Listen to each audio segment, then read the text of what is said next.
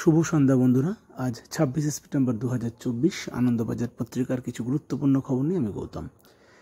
ফোনে ময়নাতদন্তের 15টি ছবি ভরসা সিবিআইয়ের কাছে। 15টি ছবি জমা করেছেন 3 ডাক্তারের একজন, যিনি সন্ধ্যার পরে নির্যাতিতার ময়নাতদন্তে নিমরাজি ছিলেন। তিনি 15টি ছবি জমা করেছেন সিবিআইয়ের কাছে। সেটাই খুব ইম্পর্টেন্ট হতে পারে আগামী দিনে।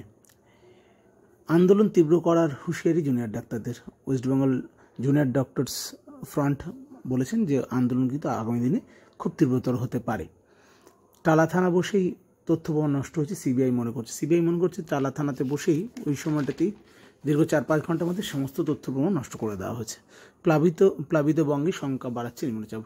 আজ থেকে ঘনীভূত হচ্ছে নিম্নচাপ। আমরা দেখতেই পাচ্ছি বৃষ্টির পরিমাণ বাড়ছে। এর ফলে দক্ষিণবঙ্গের বহু জেলা এবং মেদিনীপুর, বাঁকুড়া, বীরভূম নতুন করে প্লাবিত হওয়ার আশঙ্কা রয়েছে।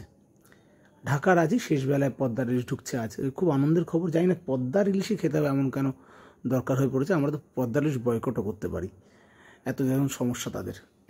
কেন এত দেরি? রাজনীতি নিয়ে দেবাশিস ভট্টাচার্যের সম্পাদকীয়তে লেখা বেরিয়েছে যে আন্দোলনের তীব্রতা বুঝেও এত দেরি কেন হচ্ছে সমস্ত বিচার ব্যবস্থায়।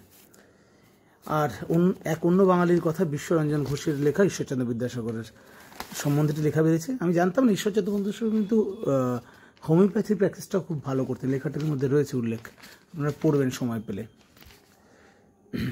বীরভূমে কেষ্ট কোর কমিটিও রয়েছে, মানে বীরভূমে কেষ্টমণ্ডল থাকা সত্ত্বেও কোর কমিটি ভেঙে দিচ্ছে না এখনই। আর এবারেও পুজোর কার্নিভাল পূর্ণ জৌলুসেই। পুজোর কার্নিভাল এবছর 15ই অক্টোবর রেড রোডে পুরোপুরি মাত্রাতেই হতে চলেছে।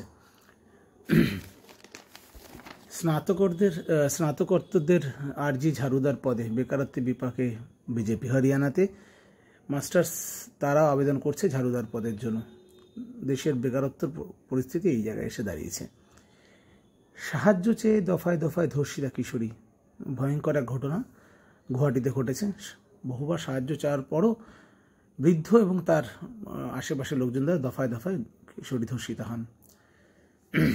পাল্টে যাওয়া দুই প্রতিবেশী নিয়ে আশাবাদী জয়শঙ্কর। দুই প্রতিবেশী শ্রীলঙ্কা কমিউনিস্ট এবং